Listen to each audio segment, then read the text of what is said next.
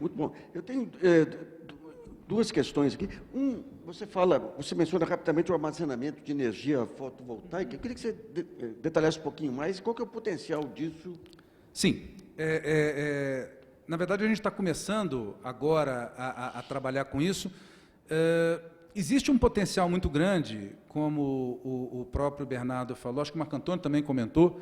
Minas Gerais talvez seja o estado do Brasil que tem o maior potencial de geração de energia solar, até porque, além do fato de ter campos de energia solar imensos no norte, na região norte, no Vale do Jequitinhonha, norte de Minas, não está sujeito a interferências de maresia do litoral que vem a causar danos aos equipamentos, né?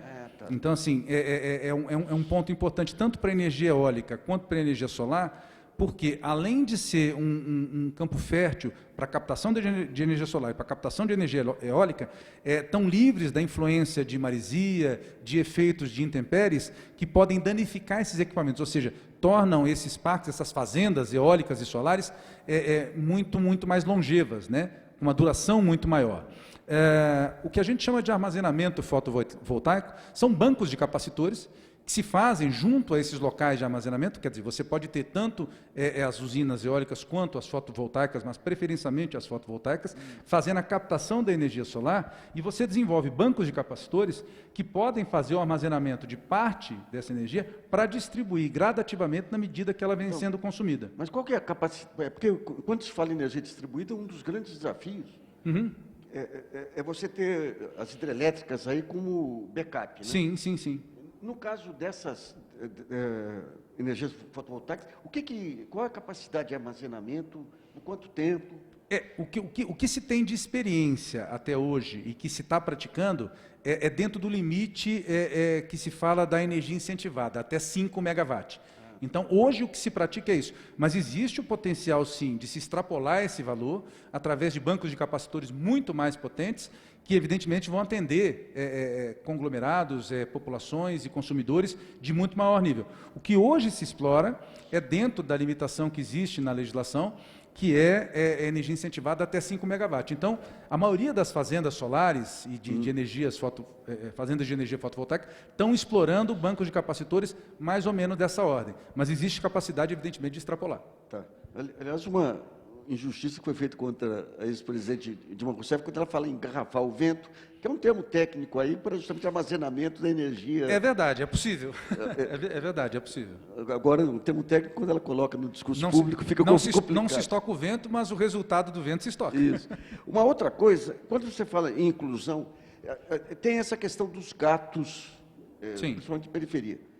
E tem também um impacto no cálculo da conta de luz. Sim. Quando você inclui, digamos, uma família que usava o gato, como é que é a equação econômica aí? É sempre um problema. Felizmente, em Minas Gerais, esse impacto não é tão grande quanto em outros estados. Só para você ter uma comparação, no Rio de Janeiro, o impacto chega a ser de 20%, 25%. Em Minas Gerais, esse impacto é em torno de 6% a 8%, mas ainda assim é um impacto forte. O que, obviamente, a CEMIG tenta fazer, existe um programa forte dentro da empresa para redução da inadimplência, tá? E para redução do consumo clandestino. Ele envolve, eu cheguei a falar um pouco sobre ele nesse programa de atendimento a comunidades de baixa renda. Ele primeiro envolve um contato com essas comunidades no sentido de oficializar o consumo. Quer dizer, parte daí, né? Primeiro chegar na comunidade, instalar uma subestação, um ponto de chegada de energia, oferecer para a população um consumo oficial e, a partir daí, iniciar uma relação. O segundo passo é estabelecer um processo de tratar de maneira diferenciada esse cidadão. Se ele tem dívida, se ele tem uma conta atrasada, existe um programa também que a gente pode parcelar em até 50, em até 100 vezes a conta de luz, de maneira que ele tenha o conforto de poder pagar. A ideia é sempre trazer ele para dentro do sistema. Tá? A luta é constante, nem sempre a gente consegue, existe sempre, quer dizer, você consegue controlar alguns gatos aqui, nascem outros ali, a empresa tem uma força montada para tentar reduzir o maior número de gatos possíveis em momentos de crise. Isso aumenta, como eu te falei, o impacto hoje em Minas Gerais oscila ali entre 6% e 8%, o que não é dos maiores, se você for comparar em termos nacionais, mas a empresa tem uma política, a CEMIG tem uma política e tem uma força montada para tentar oficializar, fornecendo condições cada vez mais atrativas para oficializar esse consumo e trazer a pessoa para dentro com condições atrativas, para que ela não seja estimulada a fazer o gato. Bom, está aberto se alguém tiver alguma questão a propor. Alguma pergunta? Tem ali o microfone. Bom dia. Bom dia. Vou puxar a sardinha para a minha brasa aqui. Eu sou da eficiência, da área de soluções de energia e inovação. A gente vê que a CEMIG refocou, vamos dizer, ou focou nos negócios que ela chama de core business dela, em geração, transmissão e distribuição. A gente está vendo essa revolução tecnológica hoje em dia, é um avanço muito grande da tecnologia, tanto é que agora estamos adotando a geração distribuída. Minha pergunta é, o nosso negócio vai ser geração, transmissão e distribuição, ou vamos atender o cliente com a melhor solução para ele? Quer dizer, vamos ficar... Não quero ser uma Xerox, não quero ser uma Kodak aí que vai ficar focado num negócio e outras coisas estão acontecendo aí. Então, eu queria saber seus comentários sobre essas novas tecnologias, essa revolução tecnológica, se a empresa vai ficar naquele negócio físico de geração e transmissão ou vai se digitalizar e atuar em diversos negócios? A sua pergunta não foi boa, foi excelente. Muito obrigado pela oportunidade de responder a pergunta. Quando eu digo que o core business da empresa, né, é geração, transmissão, distribuição e comercialização, obviamente é fazer isso da maneira mais eficiente possível, mais competitiva possível e melhor do que todos os concorrentes, para ser a melhor empresa do ramo nesses campos que ela atua. E para fazer isso, obviamente, a Eficiente em especial é o berço da tecnologia que a gente entende, a CEMIG entende, para criar todas as soluções que a gente precisa. Então, não há como pensar nesse crescimento em geração, transmissão, distribuição e comercialização, sem pensar, por exemplo, em digitalização da medição, sem pensar, por exemplo, em redução da perda térmica durante a transmissão, sem pensar, por exemplo, no isolamento para melhorar a segurança da população, sem pensar nas melhores formas de reaproveitamento de energia, seja através de utilização de materiais inservíveis como cavaco de madeira, borracha, enfim, outros tipos de fontes de combustível alternativa. Enfim, tudo isso passa, evidentemente, por germinar soluções que são a razão de ser da Eficiente, por exemplo, né?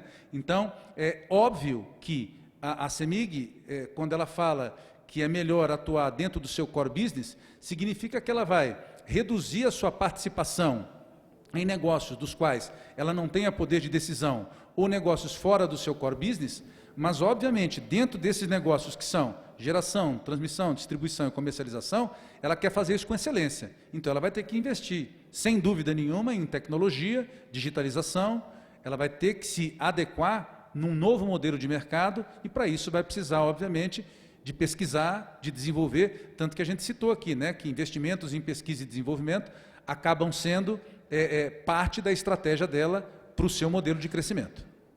Ok? Eu queria aproveitar a pergunta e esclarecer uma dúvida aí. A CEMIG ela tem a geração e hoje em dia você tem a geração distribuída com vários produtores autônomos aí.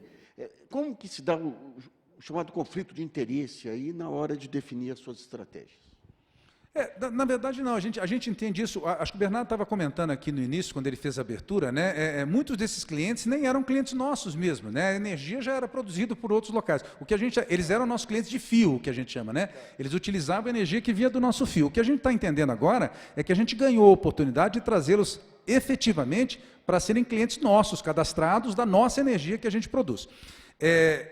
Muitas empresas estão participando, Luiz, desse processo. Tem empresas pequenas, tem empresas médias, tem empresas grandes. A nossa avaliação é o seguinte, esse é um mercado, como qualquer outro mercado novo, que vai se depurar com o tempo. Tá? Tem muito player aí, que é pequeno, que é irresponsável, que não se sustenta, que não tem saúde financeira. Então, o tempo vai dizer quais deles vão conseguir manter os seus ativos, quais deles vão conseguir manter um fornecimento de energia no longo prazo, vão conseguir manter os seus parques eólicos e solares ao longo do tempo. E aqueles que são jogadores tradicionais, né, como CEMIG, como a gente tem uma parceria aí já em andamento, em estudo com a EDP de São Paulo, enfim, esses, com certeza, vão ter um horizonte mais longo. Então, a nossa avaliação é, primeiro, a gente tem que se posicionar nesse mercado, se estruturar, conseguir ser competitivo. Segundo, a gente tem que conseguir parceiros, através de SPS, com que a gente possa trabalhar de forma ágil em todos os lugares onde essa demanda apareça, de maneira muito rápida, de maneira muito ágil. E apostar na nossa solidez, na nossa presença territorial, na nossa rede de distribuição, na nossa malha elétrica já instalada, como um diferencial competitivo que vai nos colocar à frente daqueles que estão entrando agora e que são só aventureiros. Mais alguma questão? Eu gostaria que o doutor Luiz comentasse um pouquinho nesse processo de modernização, de conflito de interesse, de múltiplos agentes, múltiplas empresas. Como é que está sendo o processo de modernização da governança, que passa a ser um fator crítico aí, que ele está trabalhando muito nesse assunto? Muito obrigado de novo. Outra excelente pergunta, não é boa não, é excelente.